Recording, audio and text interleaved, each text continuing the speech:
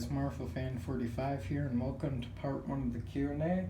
The Q&A is still open. If you want to ask any questions, go ahead. My Wi-Fi's been a bit glitchy, so I don't know when this is going to get uploaded. But yeah, let's get into it. The Legally Blind Critic. 1. Thoughts on Back to the Future? Love them. I mean, they're classic films. Enough's been said about Back to the Future. They're all just great. 2. Do you think the future of the MCU will be good? No. No way. The issue with the MCU right now is everyone knows about the MCU. I mean, the entire 20-year plan they had. The issue is you can't do another 20-year plan. And they can't exactly super speed through the stuff. And if they just do another slow-building story, it's just going to be a copy of Endgame, basically. So, like, nothing will ever live up to Endgame, basically, for the MCU. Like, no film they make, no stories they can possibly do can compare to that. Like, there's no way the MCU can reach the heights it did. They'll still make money, they'll still make tons of money. The MCU films will always make money. But yeah, the stories just won't be as good. 3. When's your birthday? Not gonna answer that, but yeah, he said sorry if it's too personal, but yeah, I won't answer that right now. But thanks for the questions. SJS Films asks, your favorite Kubrick film? 2001: A Space Odyssey. It's actually the only Kubrick film I've seen, because I've been holding off on seeing Kubrick's A Clockwork Orange, Paths of Glory, Barry Lyndon, and Eyes Wide Shut. So I'm going to wait till next year, and I'm going to do my first reactions to all 4, because Eyes Wide Shut is the only one that's really hard to get a copy of. But yeah, I haven't seen nearly all of his films, but once again, next year you'll probably see all 4 of the Kubrick films in my movie haul at the end of the year. But like, yeah, there will be a huge thing with Kubrick on my channel where I'm going to watch all those films for the first time. If you could resurrect any director, who would it be? Charlie Chaplin. Charlie Chaplin was the king of social satire and comedies, in my opinion. Modern Times and The Great Dictator, I mean, he made so many films I can't list them all off. But like, Modern Times and The Great Dictator especially. Modern Times, that's so much about basically the working class, and then The Great Dictator, self-explanatory. But yeah, the way he did social commentaries was just so original, basically, the way he did it through comedy. And I'd love to see some of his takes now and see what he would do with any political thing we have right now, honestly, because he would have a lot to work with. But yeah, why do you think so many people love Nolan even though he's clearly a mediocre director? I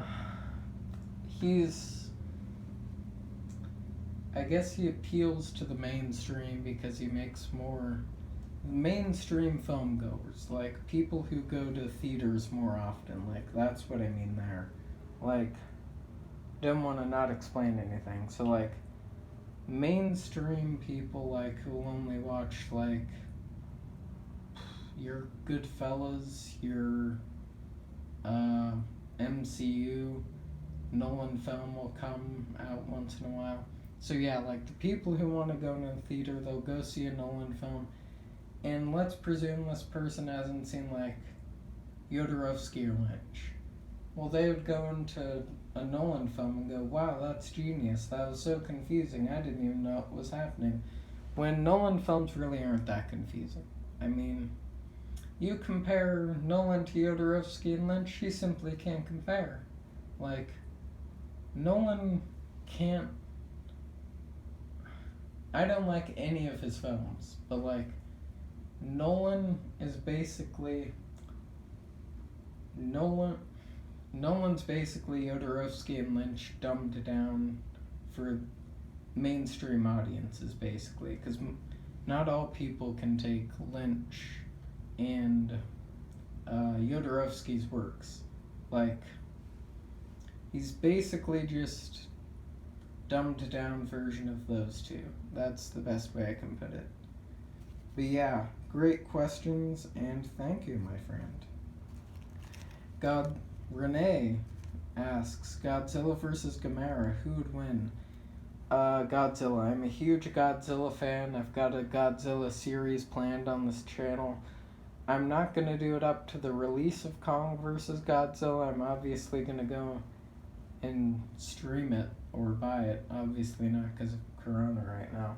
But, like, I'm a huge Godzilla fan. I've seen all the films.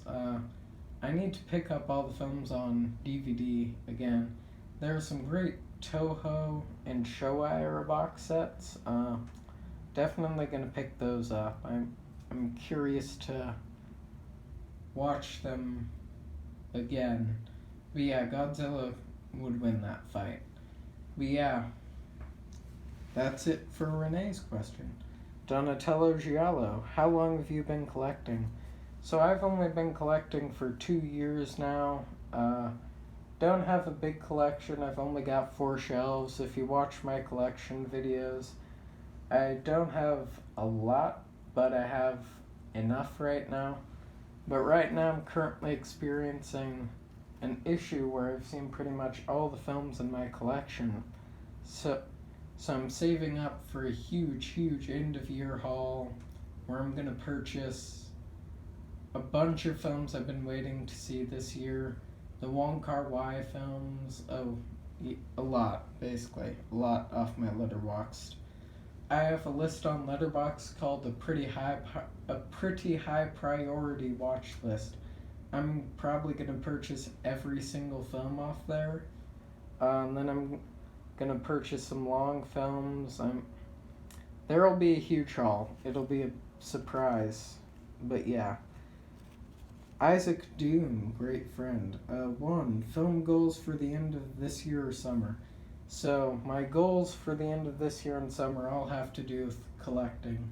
So, I need to buy La Dolce Vita on DVD and Criterion so I can watch it for the first time on a pretty big screen. Buy the Celine Sciamma filmography. Buy the Wong Kar-wai and Jackie DeMay films, and then finally buy most of my high priority watch list.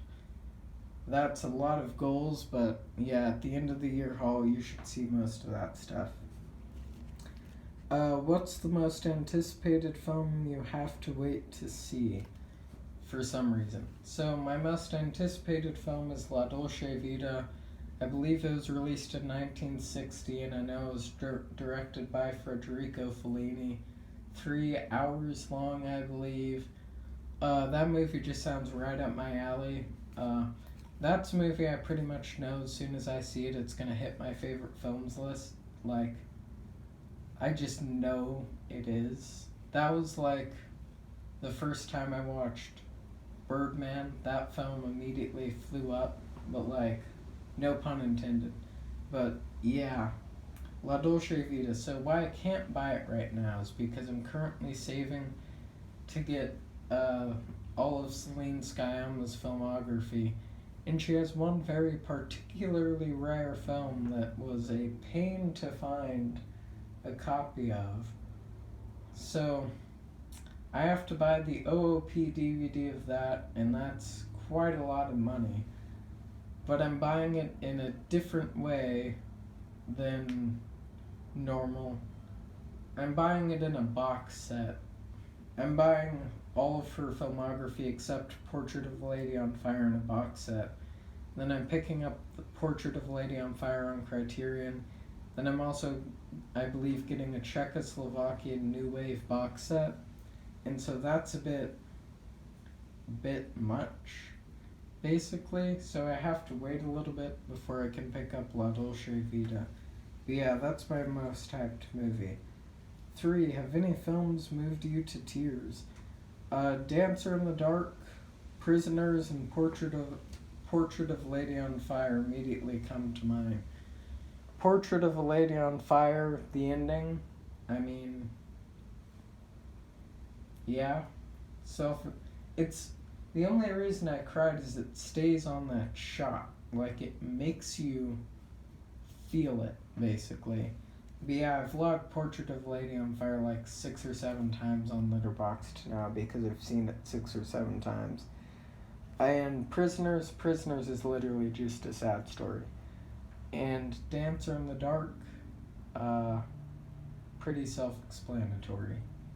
If you've seen my review of it, I was really depressed after watching that film. I cried halfway through the film, then at the end of the film.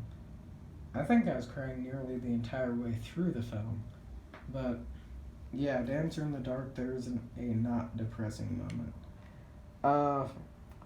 Is film just something you love, or are you hoping to become a critic or reviewer, or maybe even make a film? So that's a great question. So one day I'm going to make a film, hopefully. I don't know what it's going to be called or what it's going to be about, but one day I want to make a film. But for now, yeah, I guess I wouldn't consider myself a reviewer. I more just like talk about movies on my channel. Like, I put them under the name review because they're technically a review. I recommend you to them or I don't recommend you them. But like, there's a reason like there aren't many movies I've disliked on this channel, because like I try to avoid reviewing any movies I dislike, so I can only give you guys positive films to go check out. So like, I'm not going to review a movie I think is bad. I'm not going to go on camera and complain for like 10 minutes. I mean, like, the 2 movies I've disliked that I've reviewed, Song to Song and Crouching Tiger, Hidden Dragon, those reviews are both like 1 minute and 6 minutes long, but like, I don't complain in either of them. I'm just trying to...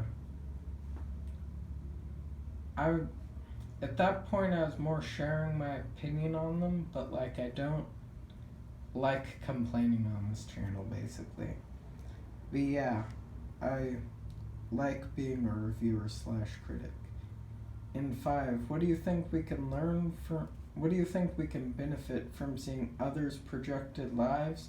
And is it dangerous to review hundreds of hours of other people's lives? That is a pretty deep question.